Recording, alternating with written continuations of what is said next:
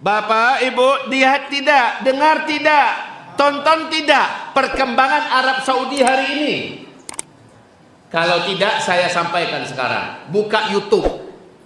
Arab Saudi hari ini telah banyak mengharamkan, melarang apa-apa yang dulu adalah simbol agama Islam di sana.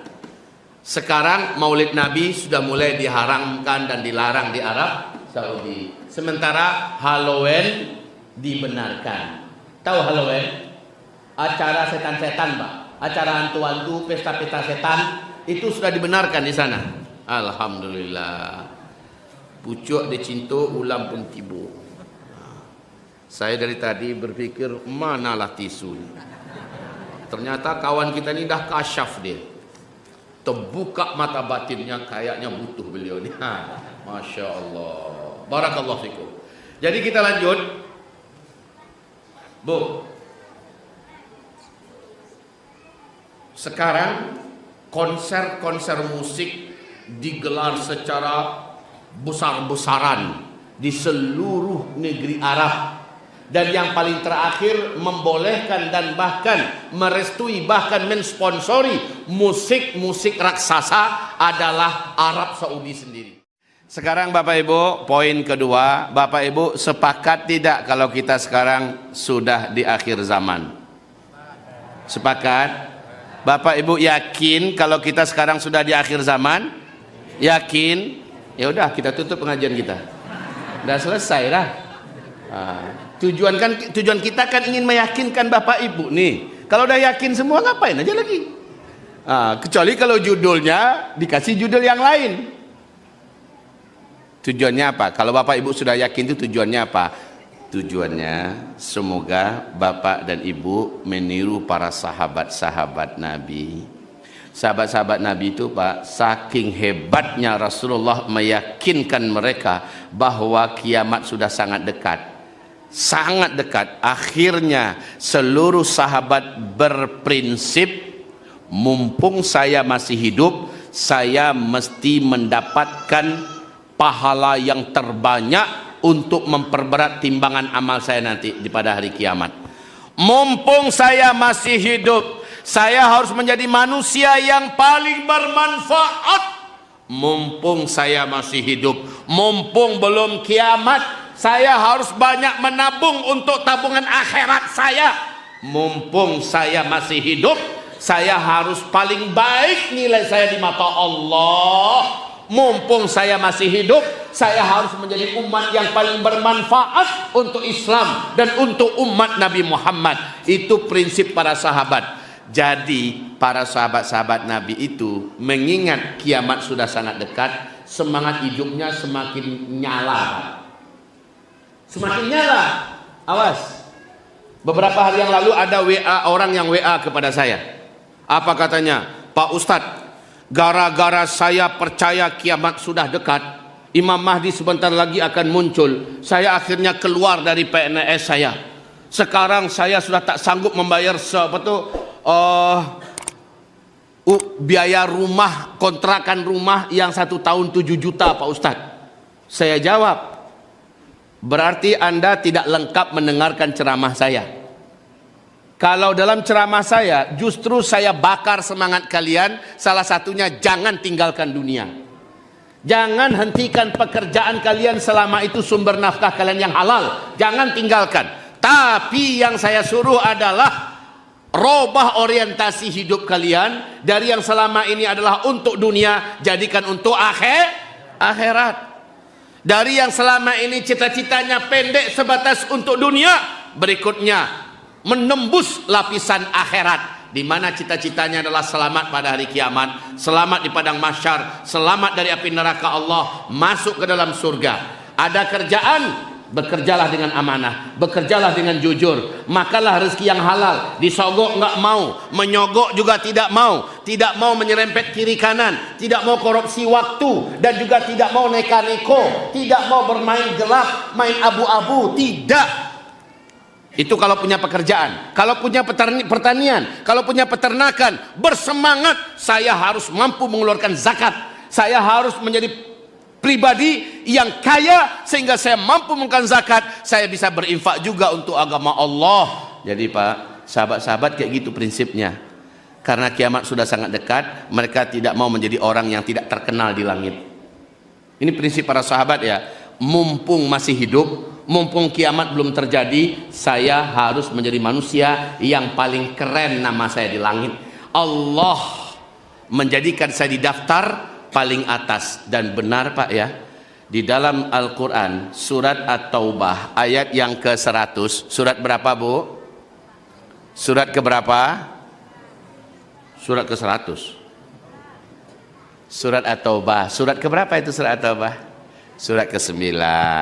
Ayat yang ke-100. Apa yang Allah katakan di situ? Allah memuji seluruh para sahabat Nabi dengan pujian yang setinggi-tingginya, dan Allah menjamin seluruh sahabat di situ masuk surga. Dan Allah juga menjamin siapapun yang meniru para sahabat, Allah juga akan puji orang itu. Allah akan ridho juga kepada orang-orang yang meniru tersebut. Dan Allah juga jamin mereka semua yang meniru para sahabat-sahabat ini, Allah jamin mereka semua pasti menjadi ahli surga juga kelak pada hari kiamat. Itu surat apa tadi? Ayat 100. Berarti para sahabat yang berprinsip mumpung masih hidup, kiamat sudah dekat, mumpung belum kiamat, saya mesti menjadi manusia yang paling bermanfaat untuk agama, paling bermanfaat untuk umat, paling bermanfaat untuk akhirat. Saya harus menjadi manusia yang paling banyak persiapannya, paling banyak bekal akhiratnya. Itu prinsip seluruh sahabat Pak. Ini ya. Sementara Masya Allah, tanda-tanda kiamat itu baru terjadi 7% atau 5% di zaman mereka hidup.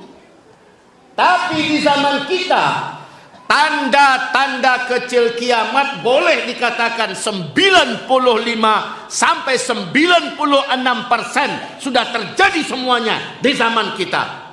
Bapak mau tanya, ibu mau tanya di bidang apa saja tentang tanda-tanda kiamat, saya jawab semua. Bapak Ibu banyak yang sudah dengar kajian akhir zaman kami tidak di YouTube? Ada yang mengikuti tidak? Nggak mesti harus saya. Bisa Ustadz Rahmat Baikuni, bisa Ustadz Ihsan Tanjung, bisa Ustadz Abu Fatihah Al-Adnani, ya, atau mungkin saya sendiri. Wahai Bapak Ibu yang kami muliakan, saya sampaikan satu persatu. Apalagi bulan Ramadan ya. Di bulan Ramadan itu saya menguraikan hadis-hadis tentang tanda-tanda kiamat yang sudah terjadi semuanya di zaman kita. Pak, Bu, halo, udah makan malam semua? Tadi bapak-bapak aja sebagian baru makan tadi ya. Ibu udah makan malam Bu? Udah. Oh Masya Allah, saya belum. Kenapa belum? Saya tadi baru makan nasi, makan malam dulu. Sampai hari ini nggak tahu rasanya makan malam tuh kayak apa rasanya. Baik Bapak Ibu, tidak ada satupun manusia, tokoh, dai, ustadz yang berani membantah dalil-dalil yang kami uraikan terkait dengan kita ini benar-benar sudah di ujung zaman, kiamat sudah benar-benar dekat. Contohnya begini saja. Ketika Nabi mengajak Muaz bin Jabal jalan-jalan di daerah Tabuk. Daerah Tabuk itu dekat dengan ibu kota Riyadh sekarang Pak. Lebih kurang jaraknya 3 jam lah dari ibu kota Riyadh ke Tabuk. Kalau dari Madinah lebih kurang 10 jam bawa mobil. Nah, Nabi Muhammad sampai di daerah Tabuk bersama Muaz bin Jabal. Apa kata Nabi? Muaz, perhatikan baik-baik. Daerah ini kan tandus, bebatuan, bukit-bukitnya batu cadas, pasirnya sedikit, panas sekali. Hai Muaz, nanti bila sempat daerah ini sudah turun salju, awas kata Nabi. Jarak antara ubun-ubunmu dengan kiamat sudah sangat dekat. Awas. Pada tahun 2009 mulai masuk musim dingin, September, Oktober, November, Desember. Pertama kali salju turun di daerah Tabuk, Pak. Gempar. Seluruh media televisi dunia memberitakan. Tapi saljunya masih di bawah mata kaki ya. Mobil-mobil yang lalu lalang di sana berhenti. Dan orang yang dalam mobil turun, mereka main-main salju dan lempar-lemparan. Karena tak pernah Pak Jazirah Arab dituruni salju, apalagi di daerah Tabuk yang Nabi dulu pernah menyebutkan. Itu 2009 ya.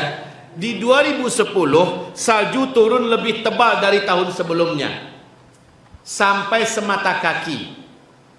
Pas tahun 2011, saat itu saya sedang umroh ke Tanah Suci, ternyata salju sudah naik hampir mendekati betis, Pak, di Tabuk. Imam Masjidil Haram namanya Syekh Su'ud Syuraim dalam khutbah Jumatnya menggelegar dan berapi-api menyampaikan bahwa, hai umat Muhammad, perhatikan oleh kalian, hari-hari ini salju sudah membungkusi wilayah Tabuk. Lalu dia bacakan hadis, berarti antara ubun-ubunmu dengan kiamat sudah sangat-sangat dekat. Itu contoh satu. Sekarang Bapak Ibu mau tahu berapa ketebalan salju di daerah Tabuk? Sudah sepinggang orang dewasa.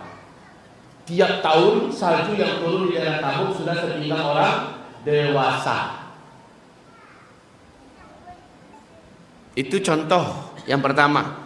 Contoh kedua, Nabi berkata, nanti kalian akan kembali menjadi jahiliyah. Yang dimaksud dengan kalian itu orang Arab, khususnya Arab yang ada di dalamnya dua tanah suci Mekah Madinah, akan kembali menjadi jahiliyah.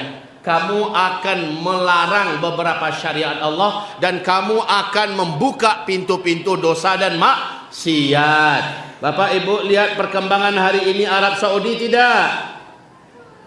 Bapak Ibu lihat tidak? Dengar tidak? Tonton tidak perkembangan Arab Saudi hari ini? Kalau tidak, saya sampaikan sekarang. Buka YouTube. Arab Saudi hari ini telah banyak mengharamkan, melarang apa-apa yang dulu adalah simbol agama Islam di sana. Sekarang Maulid Nabi sudah mulai diharamkan dan dilarang di Arab Saudi. Sementara Halloween dibenarkan. Tahu Halloween? Acara setan-setan, Pak. Acara hantu-hantu, pesta-pesta setan, itu sudah dibenarkan di sana. Alhamdulillah. Pucuk dicintu, ulam pun tibu. Saya dari tadi berpikir manalah tisu. Ternyata kawan kita ini dah kasyaf dia. Terbuka mata batinnya, kayaknya butuh beliau ni. Masya Allah. Barakallahu fikum. Jadi kita lanjut. Bu. Sekarang konser-konser musik digelar secara besar-besaran di seluruh negeri Arab, dan yang paling terakhir membolehkan dan bahkan merestui, bahkan mensponsori musik-musik raksasa adalah Arab Saudi sendiri. Kalau sebelumnya Pak, Uni Emirat Arab, Bahrain, Kuwait dan lain-lain udah lama jahiliyah. Arab Saudi belakangan ini begitu cepat menjadi jahiliyahnya. Sekarang Arab Saudi bahkan di Madinah pun membuat konser musik raksasa, menghadirkan penyanyi-penyanyi India, penyanyi-penyanyi goyang perut, penyanyi-penyanyi Eropa, menyanyikan penyanyi-penyanyi pop, dangdut dan sebagainya. Bahkan yang K-pop dari Korea itu pun juga diundang, penyanyi-penyanyi rock. Wahai Bapak Ibu yang kami muliakan, bioskop ratusan jumlahnya diresmikan dengan standar internasional. Bioskop-bioskop boleh wanita laki-laki masuk ke dalam, boleh berpasang-pasangan. Sekarang di Arab Saudi, wanita laki-laki sudah tidak diperiksa lagi masuk ke kamar hotel, booking hotel, walaupun nggak ada buku nikah silakan. Wanita sudah bebas jalan sendiri, safar sendiri, sudah boleh bekerja di hotel-hotel, sudah boleh kerja di pantai-pantai, sudah boleh kerja di mana-mana saja. Dan bahkan sekarang kewajiban memakai jilbab di Arab Saudi sudah dicabut. Wanita tak pakai jilbab tidak masalah lagi, Pak. Bapak dengar berita ini? Bahkan yang paling menyedihkan, putra mahkota Pangeran putra mahkota Arab Saudi hari ini secara resmi di depan televisi dunia menyaksikan mengatakan, saya menolak seluruh hadis-hadis Nabi Muhammad sallallahu alaihi wasallam. Hadis-hadis sahih saya tolak semuanya. Jadi yang diakui cuma Al-Quranul Karim dan beberapa hadis mutawatir. Selebihnya dia tolak semua. Kalau hadis sahih saja dari tolak, maka berarti tak terkira banyaknya syariat Islam yang sudah ditolak. Sampai sini ngerti Pak?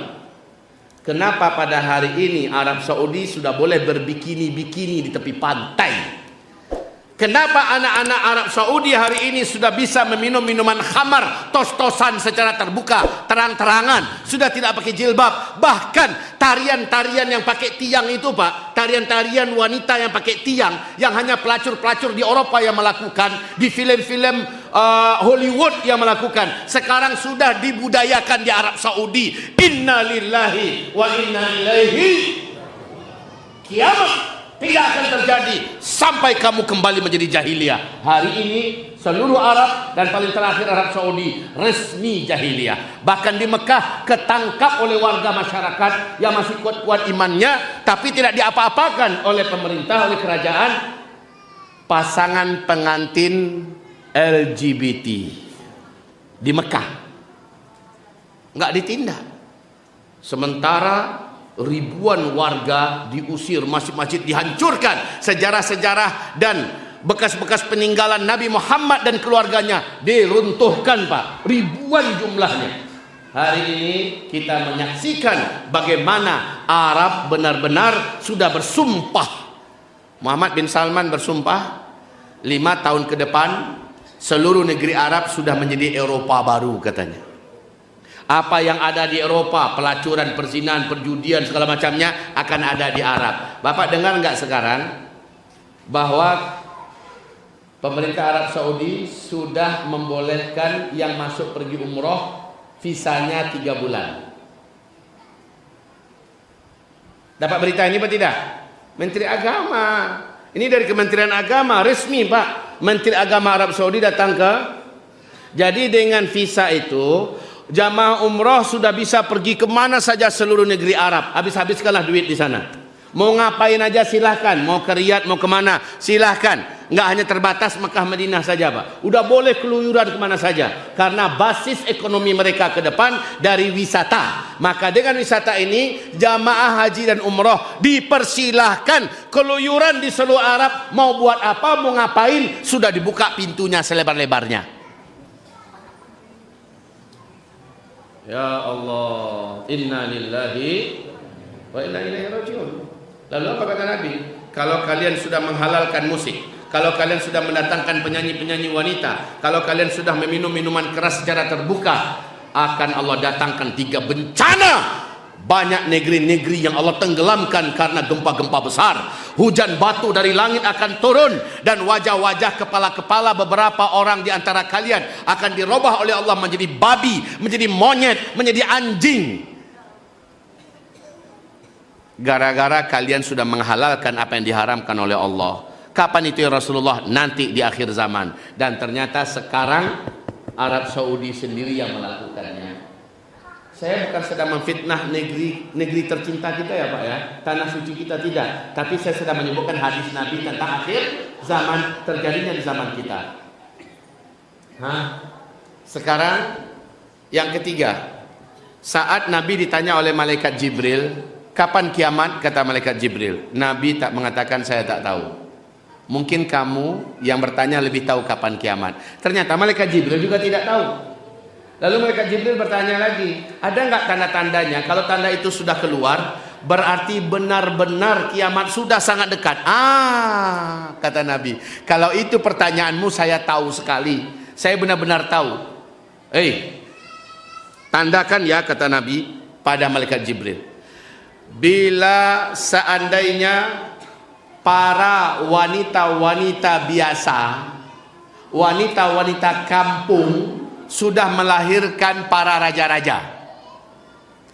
Yang kedua, bila orang-orang kere, miskin, penggembala ternak, tidak beralas kaki, bertelanjang dada saking miskinnya, Mereka tidak punya apa-apa, tak punya usaha yang lain kecuali hanya beternak. Mendadak saja mereka menjadi kaya raya dan sangat berkuasa. Lalu mereka saling berlomba-lomba membangun gedung-gedung yang tinggi mencakar langit.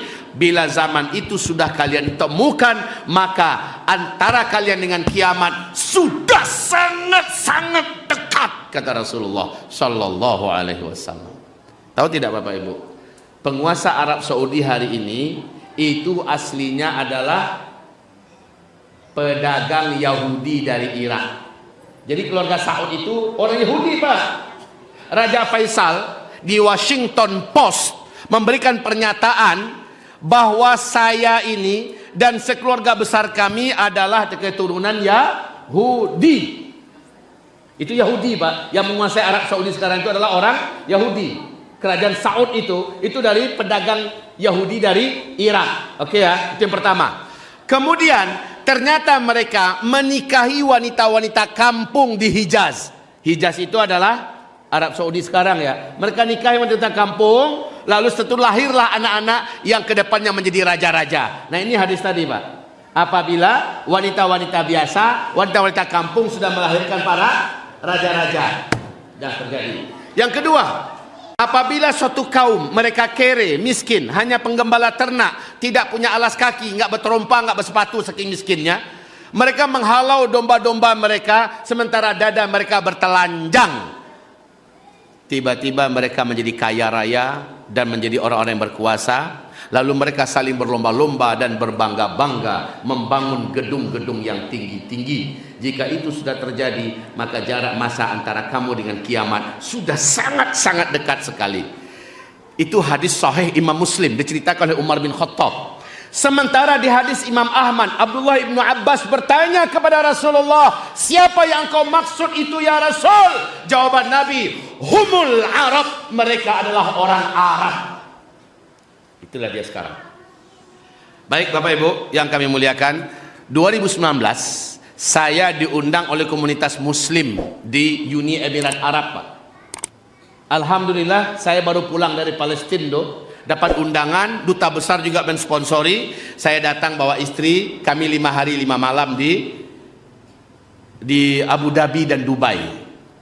Wahai Bapak Ibu, di sela-sela saya ada di Abu Dhabi, kami pun diajak jalan-jalan keliling kota. Saya terpesona melihat cantiknya kota itu, megah-megah gedungnya, mewah-mewah fasilitasnya, Pak. Salah satu yang kami kunjungi ada sebuah hotel. Hotel itu dari luar kayak istana besar, Pak, tinggi. Ternyata dia ke dalam tanah sekian pula lapisnya. Hotel itu berwarna emas semuanya. Itu penuh foto-foto saya dan istri, Pak. Nah maklumlah orang kampung datang ke kota hebat ya. Foto-foto saya dengan istri. Pas masuk di ruangan lobi, para pelayan hotel langsung menyongsong kami dan berkata, Tuan, pakai bahasa Inggris nih, padahal kita di Arab, Pak. Tuan, would you like to drink a cup of coffee?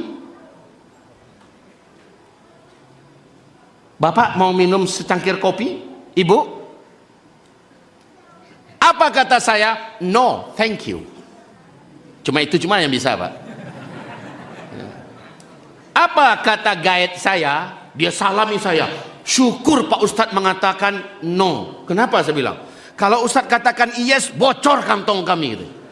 Maksudnya Pak Ustadz katanya, satu cangkir kopi di hotel ini, itu hotel bintang 7 loh, Pak. Satu malam saja nginap di sana yang kamar menengah ke bawah ya, harganya 125 juta. Biaya nginap satu malam di situ. Entah apa yang mereka siapkan itu, nggak tahu kita. Untung Pak Ustadz tidak mengieskan. Kalau sempat Ustadz ieskan, satu cangkir kopi di hotel ini Ustadz biayanya atau harganya 5 juta rupiah. Ai, kata saya, kenapa bisa begitu? Kata mereka, karena di bagian atas kopi itu mereka serakkan serbuk emas yang dapat larut dalam lambung. Kayak tepung tapi itu emas murni. Ya, mereka serakkan di atasnya. Jadi diminum, Pak, diminum. Pikir hati saya, untuk apa? Saya minum emas sekarang, besok keluarnya sama kuningnya dengan kuning-kuning yang lain. Itu di hotel itu loh tuh Pak. Di situ ada mesin ATM dari emas semua Pak. Mesin itu dari emas semua. Kalau dimasukkan kartu oleh warga dan penduduk kaya-kaya di sana, yang keluar bukan duit, tapi batangan-batangan emas. Masya Allah, dimasukkan kartu, ditekan, yang keluar emas 1 kilo, 2 kilo. Allahu Akbar. Satu-satunya mesin ATM emas ada di dunia cuma di sana Pak. Ya Allah, saya pun keluar